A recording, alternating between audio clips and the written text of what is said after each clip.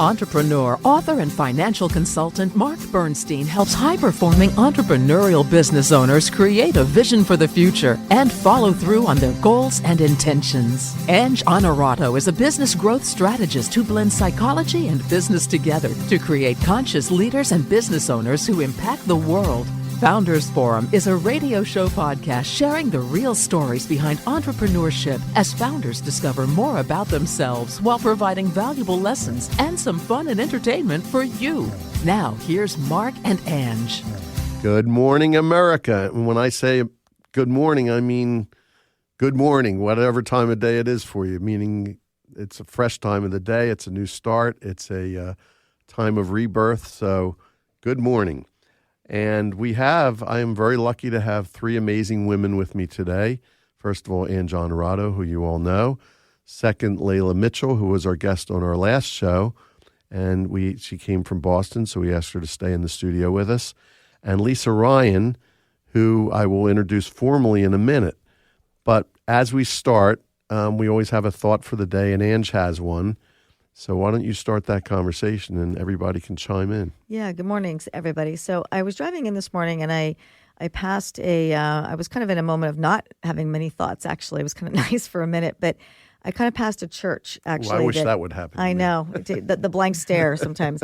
But I drove by this church and they had this display out front. And, it's the holiday season, but their display really caught my eye. It was a bunch of colored T-shirts, and they just had names of people. And sadly, they were representing people that had recently been lost to gun violence. And the impact, obviously, was kind of a gut punch as I drove by. And it got me thinking about small actions, big impact, and what that means in my own life, in business. And I think we were talking with Leila earlier in the show about, we all do things, particularly in our business, to kind of be big and grand and have big exposure and big income, but is it really sometimes the small actions that can leave that biggest impact and that biggest imprint? So it really got me thinking. And, I'm curious about what you think, Mark. I would love to kind of hear from our guests too, because I think it's an underpinning of a lot of, what makes a lot of us want to be entrepreneurs, to begin with, right? What's the impact that we want to make?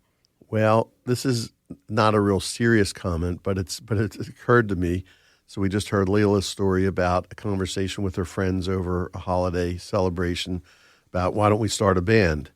And they started this band, and the band is now having a national impact in some ways. It's a very small thing. Can't get bigger than Kelly Clarkson right now, right? So that's awesome. That's not such a social impact thing as much as it is a fun thing, but, ripple becomes a wave.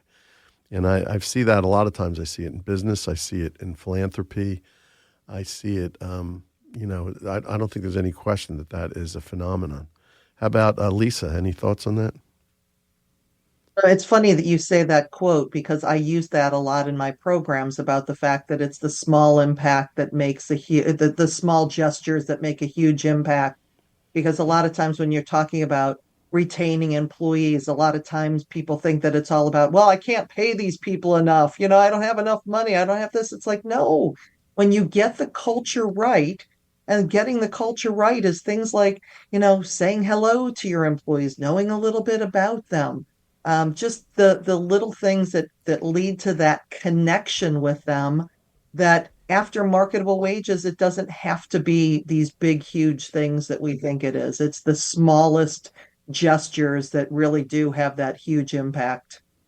And Leila, how about you? Yeah, I'm thinking about it as a creative person, as a designer, and you all have heard this saying that design is all in the details.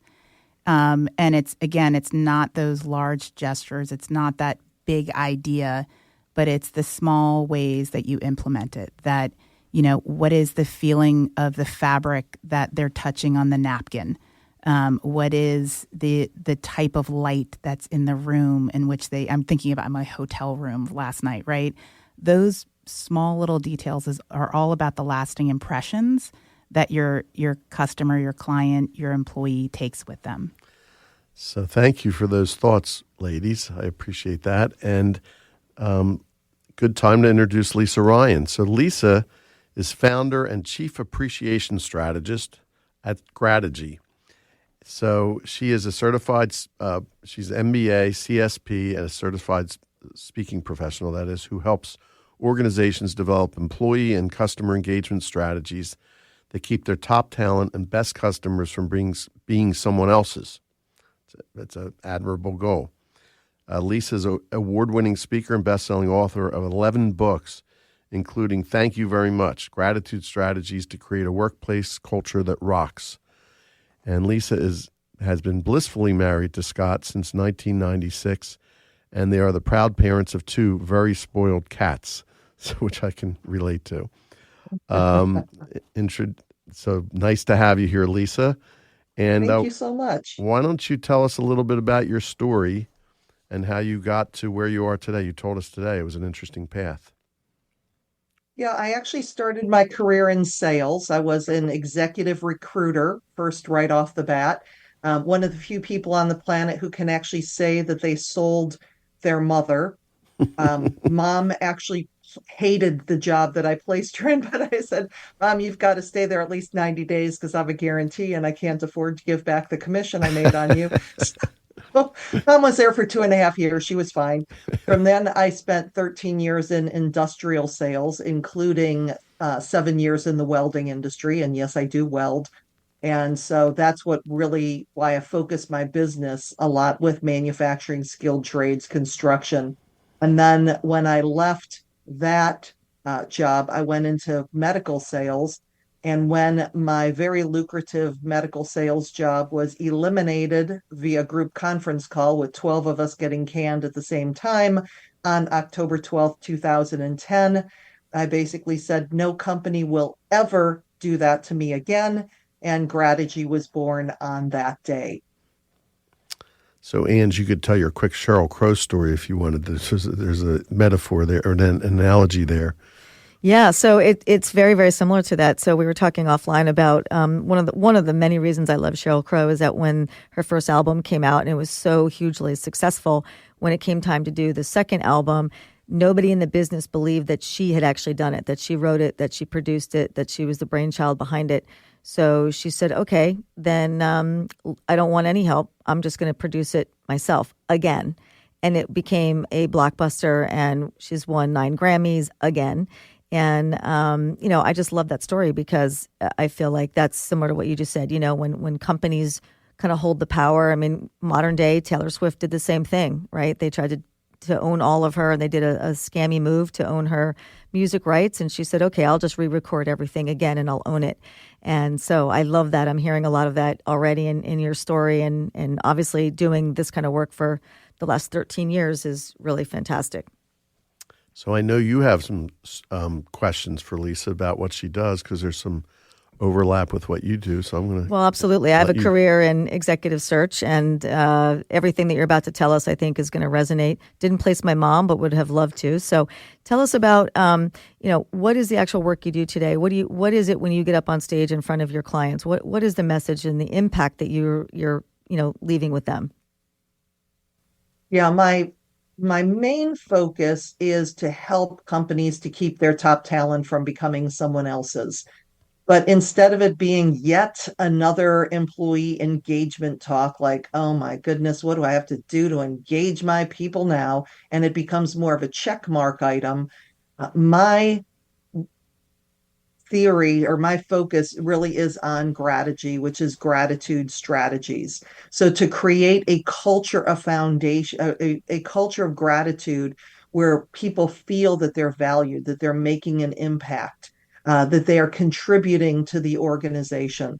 And so when I have primarily leaders in the group, leaders, owners, because I speak at a lot of association conferences, so a lot of times you have more of the owners and leaders in those groups. So I focus on retention and company culture. When it's more of a mixed group, if I'm doing like an all staff day or something, or it's more of a mix, then I focus on gratitude strategies to create a workplace culture that rocks.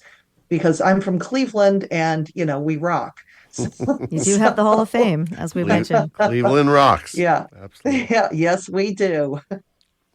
Yeah. But it's all about, again, those small gestures, and just it's almost reminding people or giving them permission to build relationships with their employees, because so many times, particularly when you're looking at male-dominated industries like manufacturing, construction, there was this mentality that people like, well, if I'm nice to them, they're going to either take advantage of me or they're going to think I'm weak.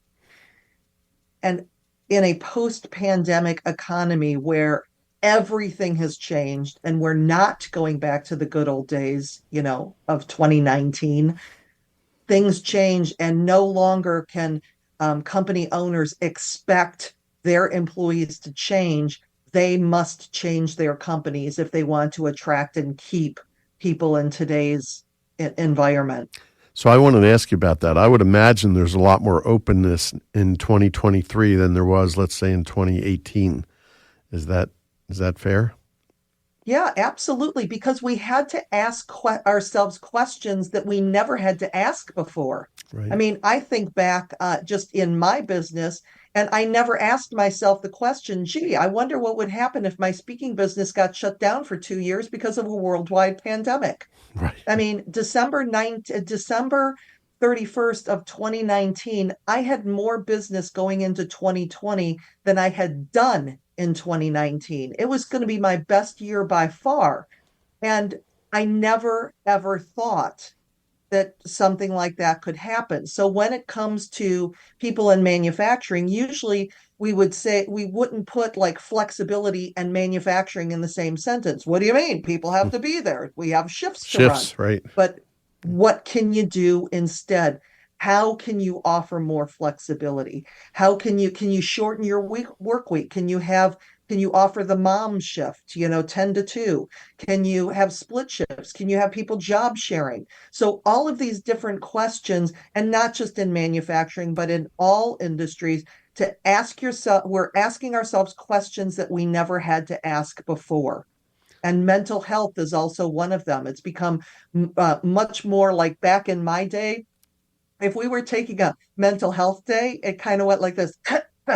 Yeah, I don't feel well today. I won't be in. And we would joke about it and say it's a mental health day. And now that's a real thing because we're stressed and we were lonely and we were isolated. And all of these things happened because of the disconnect we had during the pandemic.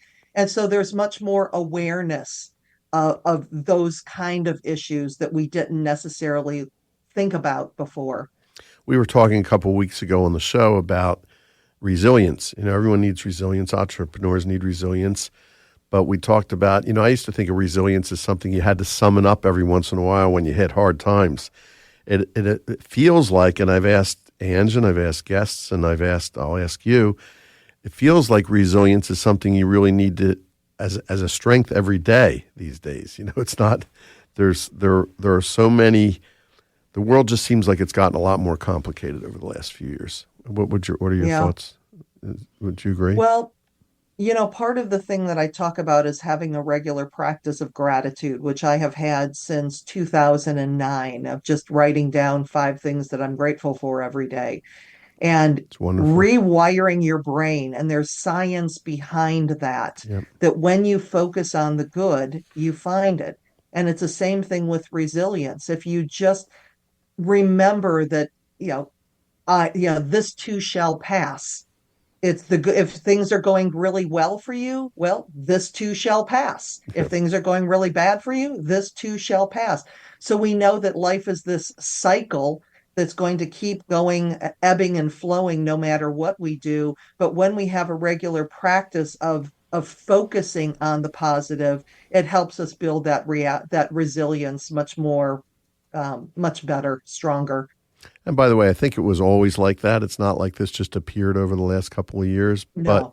but I think it's more magnified. I think everyone's feeling the need for that. And hopefully there's a whole feeling that maybe a lot of bad stuff happening in the world at the moment, but there's maybe this feeling that there's about to be a shift because people are much more looking inward and looking towards gratitude and looking towards, the spiritual side of their lives and what's behind their actions, the impact that they have on others, et cetera, which is a lot of what you're talking about in business, which is so great to hear that that's common talk in business now. You wouldn't have thought that 20 years ago that would be having those kind of conversations. No, it's what we call conscious leadership, and it's more than just a term. It's really becoming a movement now, which is something I know we're going to take a break in a minute. We could love to dive into that a little bit after we have a break. Yep. And I think with that, if TJ's ready, I think we're ready for a quick 60-second break, and we'll be right back with Lisa Ryan. Silencer Devices has created a radically better noise-canceling technology. Unlike the commonly used technology, which was introduced to the market over 40 years ago, Silencer Devices can suppress both repetitive, cyclical sounds like engine noise and dynamic sounds like horns beeping or even music playing. As importantly, Silencer Devices technology is effective across the entire audio spectrum and beyond. That means their noise-canceling technology can help with both the plain engine noise and the crying baby sitting behind you to street noise and more. In addition, it has extremely low latency and requires very little runtime memory or computing power, which makes it suitable for portable devices like earbuds and mobile phones. The time is now to be among the first to bring this globally patented technology to market and take the market share you deserve. Visit silencerdevices.com to learn more about the future of noise canceling. We are back on Founders Forum, and Ange, you were in the middle of a thought as we took a break, so let's continue on that plane. Yeah, so just before the break, we were talking about, and I mentioned summarizing kind of what Mark and Lisa, what you were mentioning, which is today's term is really about conscious leadership, right? So it is the leaders doing that inner work, developing their own self-leadership, seeing how their actions, words, behaviors do affect their teams and how they're leading. So I'm just curious, to dive a little bit deeper into the earlier conversation about how you're seeing that shift and people are more receptive to doing things to show gratitude of their employees. But are you also seeing it in any way where the leaders themselves are embarking on a little bit more of that journey Mark was talking about? Are they willing to do some of that work to understand their own actions and how does that create culture or impact culture in a negative sense and understand maybe personal issues, traumas, wounds, whatever that might affect their people? How are you actually seeing them going about making this change? Really good question. There's definitely been an evolution because I remember in 2010 when I was first starting my business and it was going to be all about gratitude. That's what I was going to focus on. And one of my girlfriends, who was a very successful business owner, kind of patted me on the arm and she said, nobody's ever going to pay you for that, right? And in 2010, she was right because we weren't looking at the soft skills. So I basically switched the language to employee engagement, exact same program, but I switched the language to engagement and more quote unquote corporate speak. And now the shift has been that probably, especially post-pandemic, I'm probably 60-40 doing gratitude, using the word gratitude too. I no longer have to disguise it versus retention. And again, people are just getting it. And I have a gratitude thought of the week. It's been coming out every week since 2011. I've never missed a week.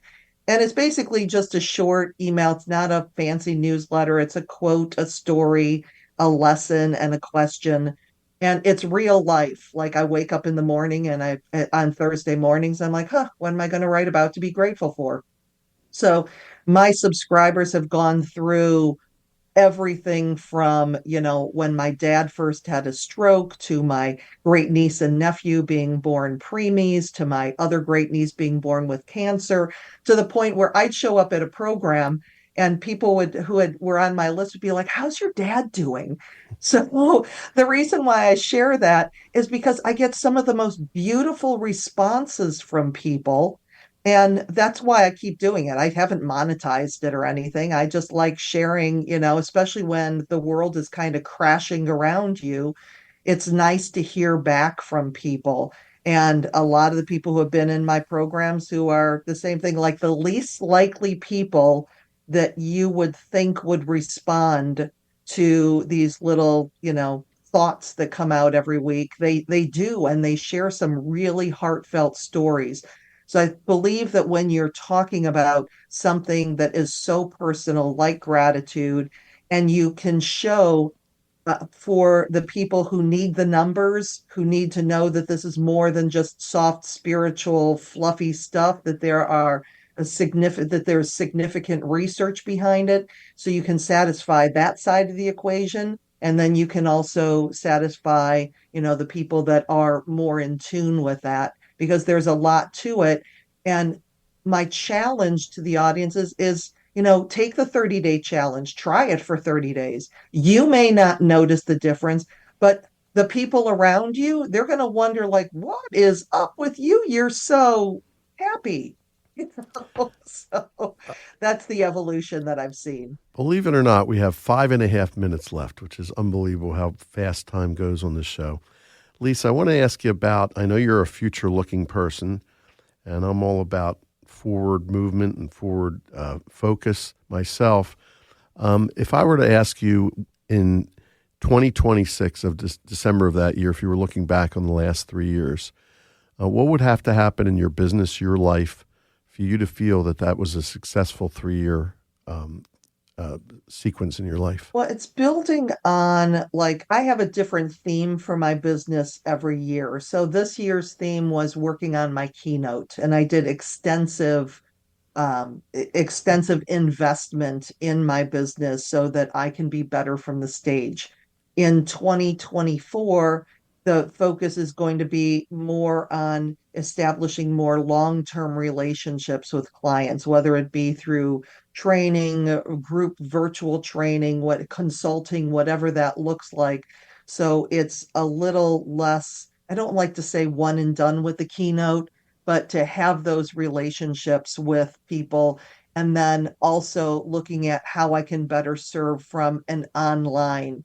So in 2026, as I'm evolving into developing different products and having a pretty good online presence as well, with products and 24/7 access, so that it doesn't always have to take me being in a location on a stage giving a keynote to expand my business.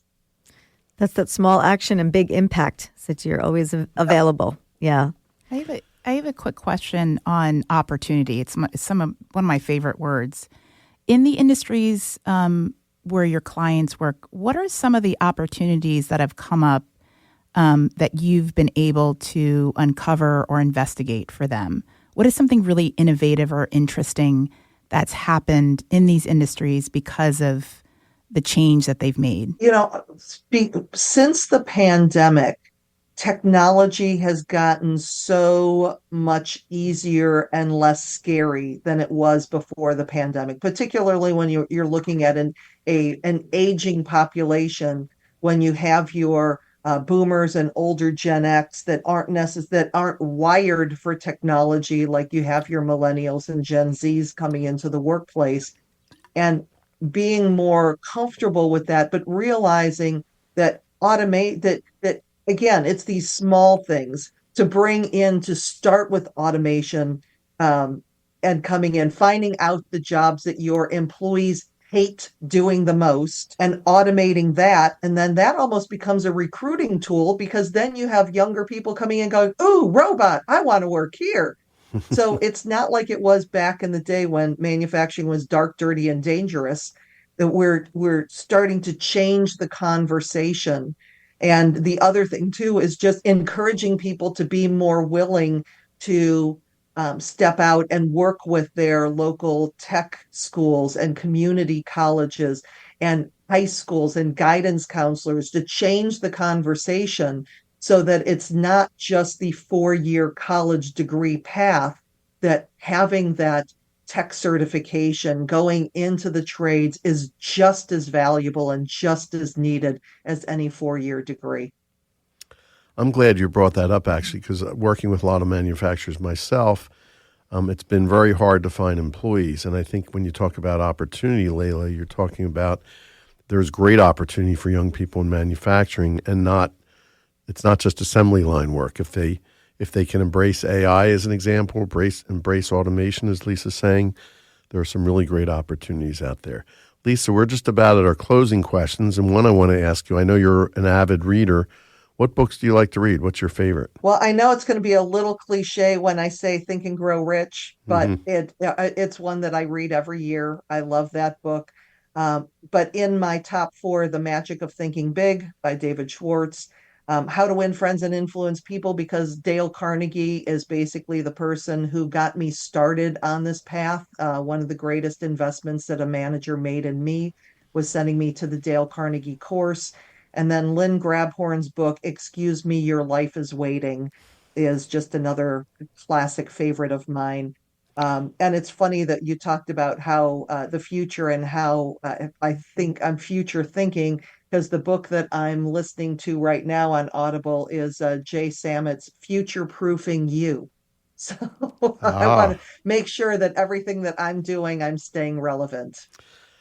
So your book list is almost the same as mine. It's amazing. So my first was my father getting me to read How to Win Friends and Influence People, which led Huh? to The Magic of Thinking Big by David Schwartz, which led to Yep. Napoleon Hill, Think and Grow Rich. And then I was in a group for like years that studied the laws of success, which is his like Bible, Yep. which is really a great book.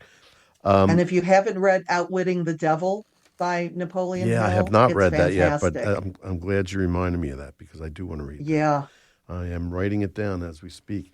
And lastly, Ange has a closing question for you, and I Yeah, think we're so about wrapped up. we've talked about so much, and again we could go on and on, but about your work today and how you got into it, I think is very relevant. But Lisa, if you, as you're sitting back and you're looking back that hindsight window and you're looking at your younger self, what advice or what would you say to her that might be impactful for her or the next generation? I would let her know that her persistence and tenacity in doing everything is going to be her superpower as an adult.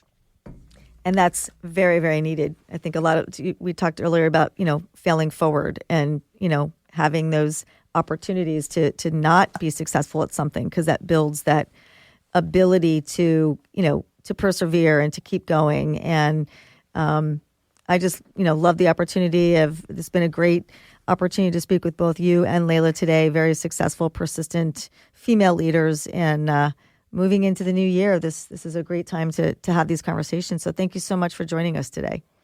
You're very welcome. And I'll Thanks for echo having that. me. Thanks so much, Lisa, for being here. Thanks for being here with us again, Leila.